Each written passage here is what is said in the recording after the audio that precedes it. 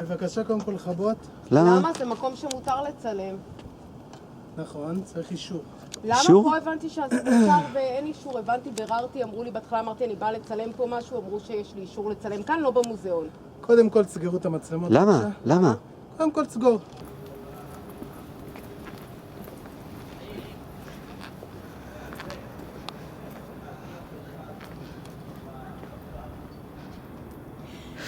שלום!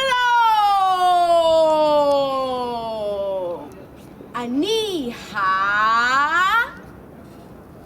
שואה. שואה. הדבר הכי טוב שקרה למי? לכם. בזכותי יש לכם מדינה. בזכותי וקודם כל בזכותי יש לכם צבא. אין יותר אחראית להצלחה שלכם ממי? ממני. למי תודה? למי ברכה? למי מגיעות מחיות? כפיים.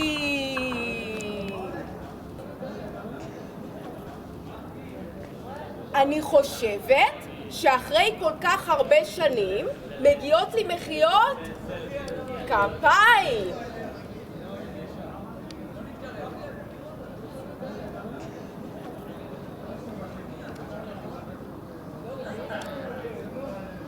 לא מגיעות לי?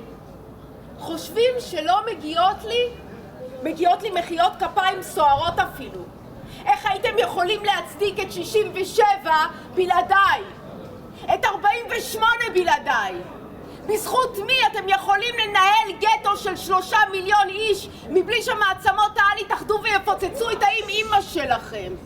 בזכות מי אתם יכולים לדחוף סביבונים לכוס של תינוקות, לטעון שזו הגנה עצמית ואף אחד לא יחשוד שאתם פשוט סוטים?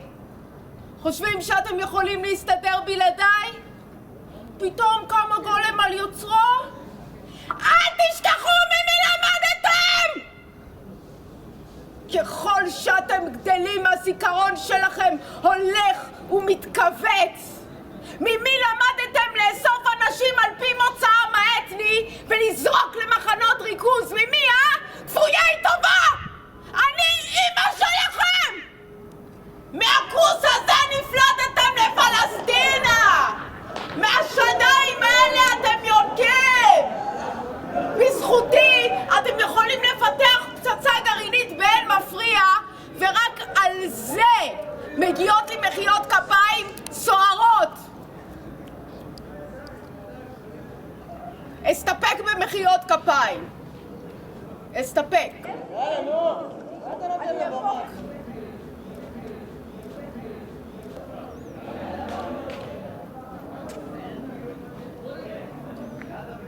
יש לי פרצוף של אחת שאפשר לנצל? חשבתם ששנים אני אהפוך את הבטון שאתם משתינים ליוני שלום ולא אקבל על זה אפילו מחיית כף אחת? נראה לי שהתבלבלתם. אני לא העובדת הזרה שלכם. אני לא אפייה טובה מלכלוכית. מה אתם בלעדיי? כלום! אפס! רק בזכותי אתם עדיין כאן. בזכות צה"ל? הצחקתם אותי. מי סיפק לצה"ל את כוח האדם שלו חם חם ישר מהתנור?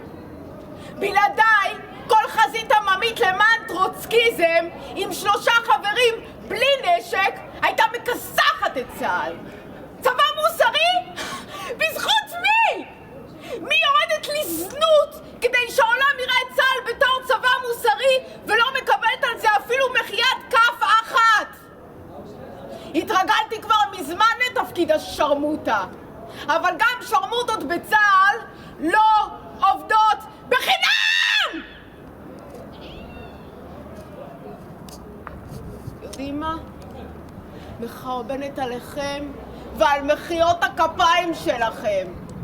יצא לכם פעם לראות שואה מחרבנת? יצא? מהיום אין עם יהודי! נגמר! אני מכחישה אתכם. מכחישה אתכם.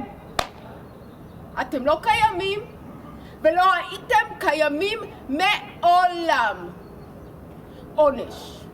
אולי זה גם יזכיר לכם ממי למדתם לתת עונשים קולקטיביים.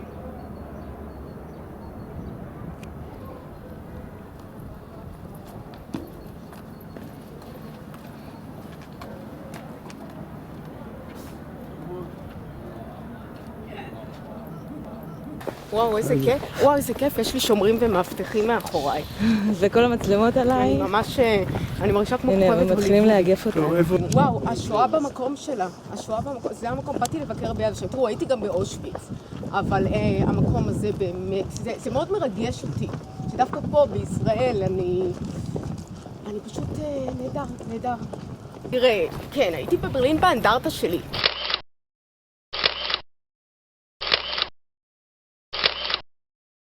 אז ביקרתי באנדרטה, אני עושה סיבוב עולמי. תתלי, איך היה? אני מרגישה קתרזיס, בא לי קקי. בא לי לחרבן על דגל. אני יליד ברלין וההורים שלי נשארו, אמא שלי ואני ואחי הקטן עוד יותר, נשארנו בברלין לנסות ולהציל כמה שאפשר מהרכוש של המשפחה ונתקענו לליל הבדולח. ואימי...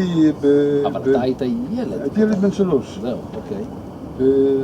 ואימי בתושייתה הצליחה להציל אותנו ואת עצמה. האירוניה בישראל היא שקורבנות השואה הם יצרני השואה הבאה. זה האירוניה ההיסטורית. ומה שצריך לעשות זה לפרט את המזרח התיכון מנשק גרעיני ולא להפוך אותו למצבור של נשק השמדה המונית. מה שעושה נטלי, היא מביאה את זה לקצה הכי רדיקלי שיכול להיות, וזה תפקידה של אומנות פוליטית רדיקלית, מה שהיא עושה.